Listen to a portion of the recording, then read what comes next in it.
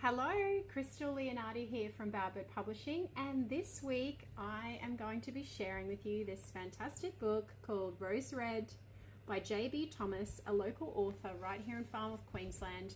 And with Valentine's Day just around the corner, being tomorrow, I thought this was the ideal book to share a passage from. Rose Red is a story about the supernatural.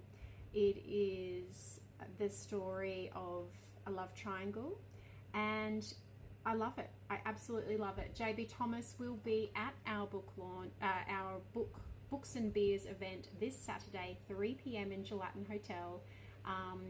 Join us. The author will be there. We will have books there for sale for anybody who'd like to buy one. But here's a little sneak peek of what you might read in the book. And this is from chapter 42 in Rose Red by J.B. Thomas. The warm glow of the Honeybee Tiffany lamp bathed Kevin's bedroom in a delicate stained glass light, casting patterns that danced along the trails of incense meandering through the air. With a gentle crawl onto his bed, Kevin nestled his head onto a pillow infused with the soothing aroma of jasmine. Observing Tyler leisurely removing his black Gucci pool sliders, he joined Kevin on the bed, enveloping him with a muscular arm and pulling him close against his larger frame.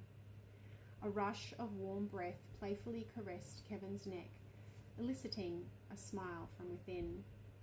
Night by Zola Jesus was softly playing from his desktop.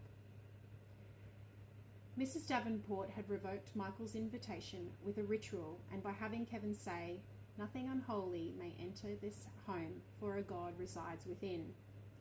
This was because, she said, when a God speaks, all will listen, and all may choose to obey or be smitten. There is always a choice. Submit, be utterly devoured, or strike a bargain.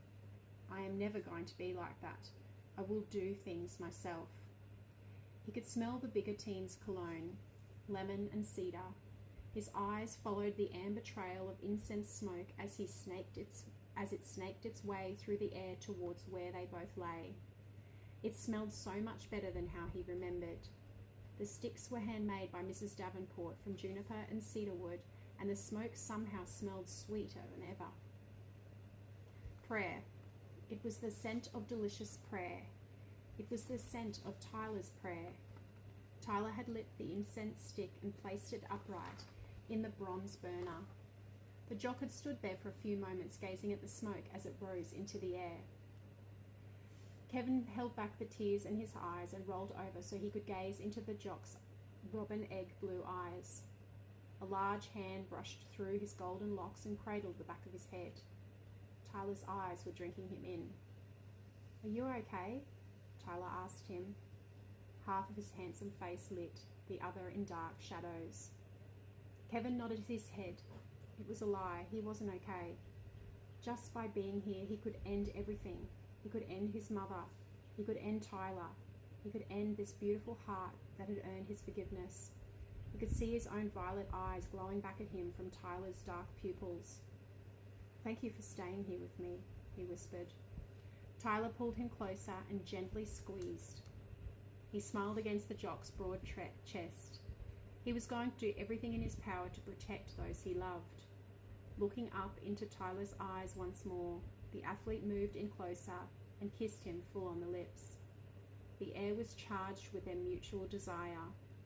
Thunder boomed over their heads as the wind picked up. The bedroom vibrated from it, and Kevin allowed Tyler's lips to drink from him as if he were a holy well filled with living water. So, love to know what you thought. If you've read it, send a review, write in the comments. I love this book. If you want to know more about what the heck was just going on in that teenager's room, you need to read the book. Head to www.crystalleonardi.com at Bowerbird Publishing's online bookshop to get your very own copy of Rose Red by J.B. Thomas. And if you're super keen, if you loved the book, if you want to know more, if you want to meet the author, come along to Books and Beers this Saturday, 3 p.m. at Gelatin Hotel. I'd love to see you there, and have a wonderful day. See you next week. Bye.